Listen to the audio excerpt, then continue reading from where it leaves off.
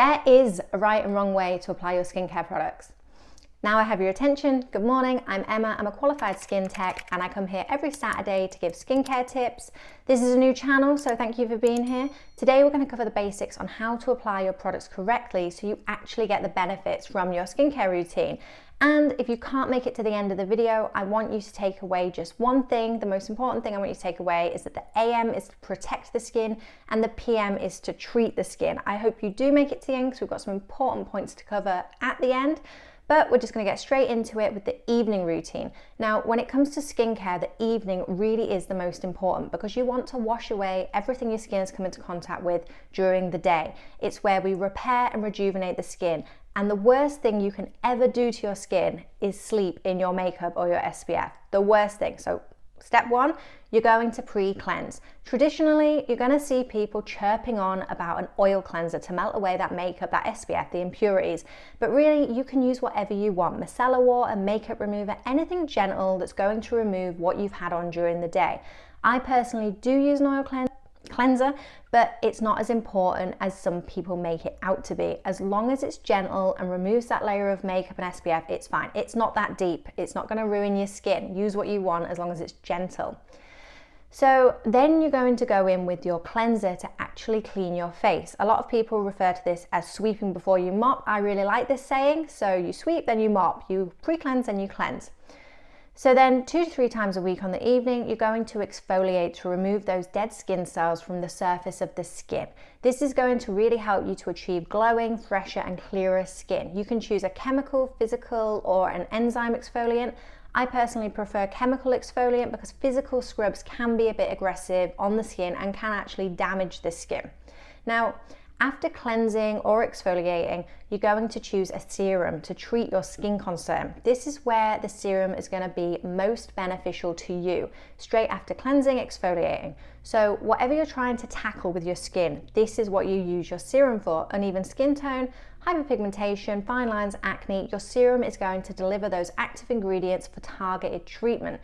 So the serum always goes on first so that the skin can really benefit from those active ingredients. If you choose a more extreme skincare routine and you have multiple serums, always work with thinnest to thickest. Then if you use a retinoid, whether that be retinol, retinol esters, any form of retinoid, you would apply this after your serum. I personally love to use Medicate's Crystal Retinol after my serum. It works 11 times faster than retinol. It's a great product and it's gentler on the skin compared to your traditional retinol. I'll probably actually do my next video on their retinols just because they are so good and they have a step-up system. But yeah, I'll get into that in another video if that sounds good. After this, apply your moisturizer. Now this is personal preference. Find one you like the feel of, suited for your skin type. You can also get moisturizers for your skin concerns, but very basically, your serum is going to deliver the high concentration of actives and your moisturizer is going to hydrate and lock everything in. So serums are thinner in consistency and are intended to deliver those potent active ingredients, whilst moisturizers are going to hydrate the skin and support the skin barrier. But like I said, you can get more targeted moisturizers, but you still never want to apply your moisturizer first. You want to be applying your serum first. Unless there is an exception to this though. If you find your retinoid too harsh, you can do the sandwich method where you apply a bit of moisturizer, then your retinoid, and then your moisturizer again. This is going to help reduce any irritation. So this is really beneficial if you have sensitive skin, but still the moisturizer would come after the serum. So serum, retinoid, moisturizer, or serum, moisturizer, retinoid, moisturizer. It sounds like a lot, but that is beneficial if you've got sensitive skin. So in a nutshell, that's your evening skincare routine. The morning is a lot simpler. So like I said at the beginning, when you think of your AM and PM routine, think of the PM to treat and the AM to protect. So in the morning, you're going to cleanse just once, then apply a serum, ideally an antioxidant serum like vitamin C. That's going to help fight those free radicals that you come into contact with throughout the day. There's no escaping free radicals and they are everywhere. And among other things, they're responsible for premature aging. So then the same as the evening, the same principle, apply your moisturizer of choice. So we have cleanse, serum, moisturizer. Now, the most important step of your AM skincare routine is sunscreen. I know, you've heard this a million times, but before you click off the video, hear me out. It goes without saying that it's your defense against skin cancer. But when I would have clients, I would always come across two types of people. One type that would religiously wear sunscreen daily, and the other one would only wear it on really hot and sunny days or when they go on holiday. And trust me, you really can see the difference. The sun damage will lurk underneath the skin, and one day it's just going to appear in the form of hyperpigmentation, uneven skin, dark spots. And you can easily help to prevent or reduce this even by wearing sunscreen. I wear sunscreen daily, and I have a dark spot I'm currently treating. So it's almost gone, but if I didn't wear sunscreen, it would have been a lot worse than it was. And even this small dark spot that you can't really see it, I'll put a picture up, it has taken me months and months of treatment, and I also get melasma. So sunscreen is an absolute must for me, like it is for everybody. And remember, a suntan is literally skin damage. It is your skin protecting itself from UV rays. So you have UVB rays, think burns. These rays are more superficial, affecting the epidermis, so your top layer of the skin, and can cause skin cancer.